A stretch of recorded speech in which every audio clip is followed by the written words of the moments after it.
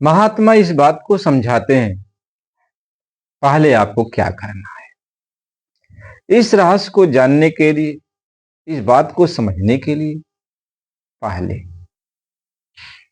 भगवान का बहुत सारे नाम है। एक नाम नहीं, बहुत सारे नाम, अनंत नाम है। राम नाम है, राधे श्याम है, सीताराम है, कृष्ण नाम है, यानी भगवान का सीताराम नाम है, भगवान के अनंत नाम है। जब तक आपको संत सदगुरु नहीं मिल पाते हैं, तब तक भगवान का कोई भी नाम,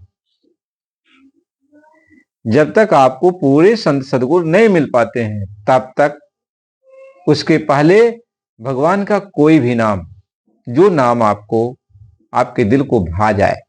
भगवान के सभी नाम पवित्र हैं, तो जो भी नाम आपको भा जाए, उस नाम का आप अपनी जिह्वा से रटन करना शुरू कर दो।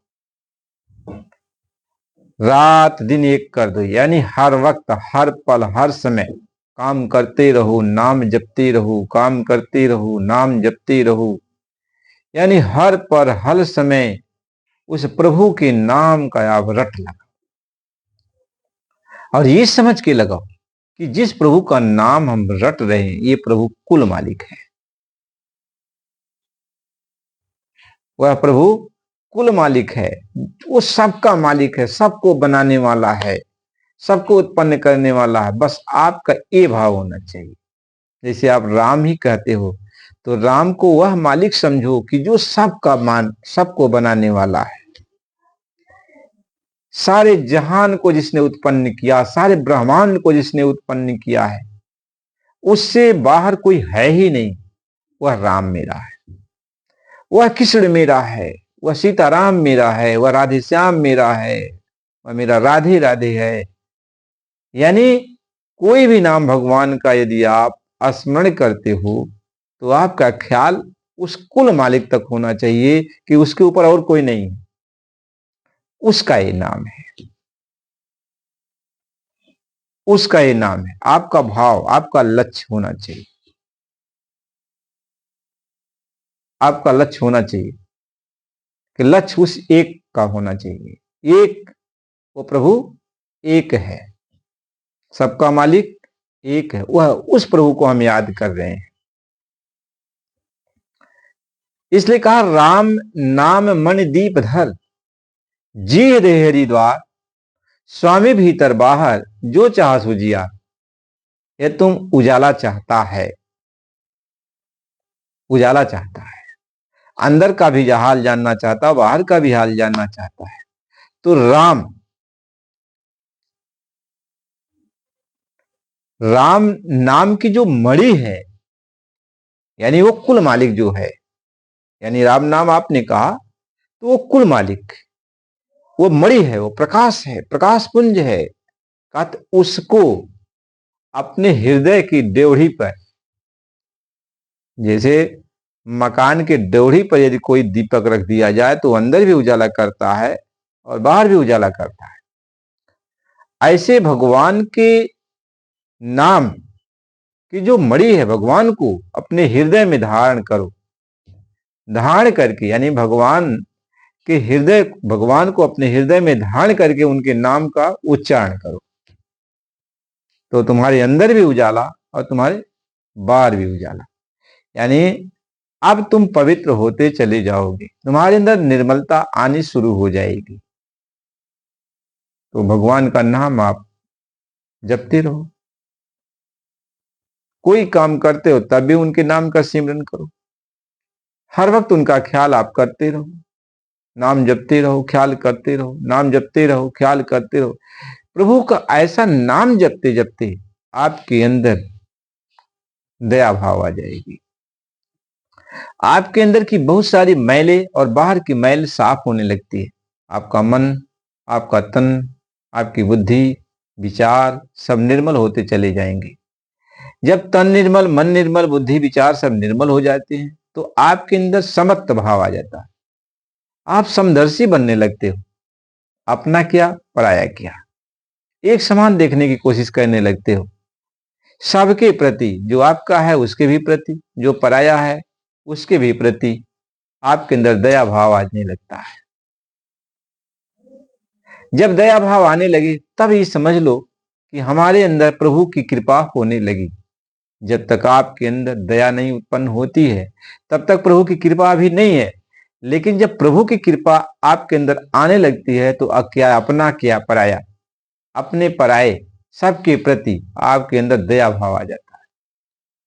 आप अपने भी दुख, अपने लोगों का भी दुख देखकर दुखी हो जाते हो और पराये के भी दुख को देखकर आप दुखी हो जाते हो, जैसे मालूम होता सब अपने। तो ऐसा भाव जब आपके अंदर उत्पन्न होने लगता है तो प्रभु की कृपा आपके ऊपर होने लगती है। आपका तन, आपका मन निर्मल पवित्र होने लगता है। अब जब निर्मलता आपके अंदर आने लगती है तो धीरे धीरे धीरे धीरे आपको उस मार्ग तक ले जाने वाला वो मालिक कोई न कोई रूप बनाकर संत महात्मा का आपके पास आ जाता है। आपको खोजना नहीं पड़ता।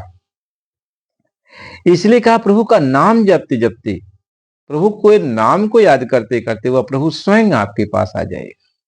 यदि सच्चे दिल से प्रभु को आप पुकारने लगते हो तो प्रभु अब आपके पास जरूर कोई न कोई रूप बना के, कोई न कोई जरिया लेकर आपके पास आएगा, आ जाएगा। अब आ जाएगा, आप निर्मल हो गए, प्रभु आपको मिल गया, लेकिन आपने पहचाना नहीं। लेकिन वह संत रूप में आया गया, मानव के रूप में आ गया। आपकी बात, आपके अंदर जो बातें हैं उस बात को अपने आप को कहने लगता है। तो आपका दिल उस पर बैठने लगता है कि देखो, जिस बात को मैं कहना चाहता हूं, जिस बात की चिंता में मैं डूबा हूं, वही बात तो ये कह रहे हैं। तब आपका ध्यान ऑटोमेटिक उनकी तरफ होने लगता है और धीरे धीरे धीरे धीरे उनसे आप अपनी बात को कहने लगते हो, पूछने लगते हो। हमारे अंदर ये बातें हैं, हम इस चीज को जानना चाहते हैं। वो तो मालिक इसीलिए तो आया ही आपके करीब में, तो वो जुक्ति बताएगा, कहेगा अब इस जुक्ति का तुम अभ्यास करो, तो नाम बख्श देता है। और आपको कैसे रहना है, कैसे अभ्यास करना है, कैसे जुक्ति लगानी है, सब बात को आहिस्ता आहिस्ता वो समझाएगा, समझा देगा और बराबर आपको समझाता रहेगा। कहेगा आप बराबर सत्संग सुनो, जो मैं कहूं उस बात पर ख्याल करना, जैसा कहूं वो काम करना। यानी अपनी निगरानी में अब आपको रखता है। आप कहीं पर भी रहो लेकिन वो हर वक्त आपको अपनी निगाहों से देखता रहता है। हर समय आपका ख्याल वो मालिक करता रहता है। अब जोग जुक्ति, कहीं जोग जुगति गुरुदेव बताई, अब ब्रह्मानंद शांति मन आई, अमानुष देह सुधारी रे, गुरु चरण कमल बलिहारी रे, मेरे मन की दुविधा तारी रे। यानी वह मालिक ने वह जोग जुक्ति बताई, कृपा किया, दया किया, रास्ता दिखाया और मेरे अंदर जो भ्रम था, दुविधा था, वह धीरे धीरे उसने दूर कर दिया। सारी दुविधा खत्म हो गई। क्या सगली शंका गए उन साई, और पूरन गुरु मिले तुम भाई। कहा सारी शंकाएं चली गई और जिस चीज का हमें भय था, डर था, वह चीज अपने आप निकल गया। तब जीव निर्भय हो जाता है। तब कहते निर्भयता, निश्चिंता। आदमी को जब यह रहस्य जान गया तो वह निर्भय हो गया, फिर निश्चिंत हो जाता है और निरहंकारता, उसके अंदर कोई अहंकार नहीं रह जाता। क्योंकि अब यह चीज वो सोचता है कि सब लोग इस बात को जान जाए, यानी दया आ जाती है, अब दया भर जाता है। तो जब दया रहेगा तो अहंकार रह ही नहीं सकता। तो उसके अंदर निर्भयता आ जाती है, फिर निश्चिंता आ जाती है, फिर निरहंकारता आ जाता है, फिर वह निर्मलता हो जाता है, वह निर्मल हो जाता है। अब उसके अंदर निर्ममता चली जाती है, अब वह उसके अंदर निर्मलता आ जाती है, अब सबको के प्रति दया भाव आ जाता है। अब वह दयालु स्वभाव का हो जाता है। जब किसी को सामने अपने देखता है तो दया आ जाती है। ये बेचारे जीव चले जाएंगे, फिर मानो तन इनको नहीं मिलेगा, कहाँ जाएंगे कहाँ नहीं जाएंगे, कितनी तकलीफ सहना पड़ेगा, ये सब बात उसके अंदर आ जाती है। और समझाने की कोशिश करता है, इनको समझा दिया जाए ताकि ये भी उस रास्ते पर चल पड़े और अपना कल्याण करें। ये सोच कर वो समझाना शुरू करता है। अब अगला आदमी नहीं समझे तो क्या कोई करे, लेकिन वह सबको इसीलिए समझाना चाहता है। उसके अंदर एक प्रकार की दया उत्पन्न होती है, देख करके दया, सभी जीवों के प्रति दया उत्पन्न हो जाती है। प्रेमी भाई बहनों, इसके आगे का सत्संग फिर आपको अगले वीडियो में दिया जाएगा। आप चैनल को लाइक और सब्सक्राइब कीजिए। आपको अच्छा लगता हो, पसंद में आता हो तो कर दीजिए, कोई जोर जबरदस्ती नहीं है, क्योंकि आपके आत्म कल्याण के लिए ही ये बातें कही जाती हैं। यदि समझ जाओगे तो उस मार्ग पर चल पड़ोगे, आपकी आत्मा की सदगति हो जाएगी, क्योंकि बिना सत्संग के ज्ञान होने वाला नहीं। यदि आपको सत्संग की बातें समझ में आती है तो लाइक सब्सक्राइब जब किए रहोगे तो आपके पास जाएगा तो आप जरूर इस पर अमल करो। देखो, यह जो सत्संग जारी किया जाता है या कोई मान बढ़ाई के लिए थोड़ी किया जाता है कि हम सबसे ज्यादा जानकार हैं, हमारी मान बढ़ाई नहीं। हमको दया है, जीवों के प्रति दया आती है, लोगों के प्रति दया आती है। हम ये सोचते हैं कि ये बेचारे हम जैसे हैं वैसे ये भी हैं, हम जिस चीज की तलाश करना चाहते हैं वो भी इस बात को जानना चाहते हैं। तो हम सभी लोग तो उसी रास्ते के राही हैं। हम निश्चिंत हो जाएं, हम निर्भय हो जाएं, आप भी निर्भय हो जाओ, हम खुशहाल हो जाएं, आप भी खुशहाल हो जाओ। बस इसलिए सोचते हैं कि आप उस मार्ग पर चलो, उस मार्ग पर चलो। आपसे तो कुछ हम कह नहीं रहे हैं, सिर्फ यही कहते हैं कि आप सत्संग को सुनो और पूरा सुनो तो समझ में आ जाएगा।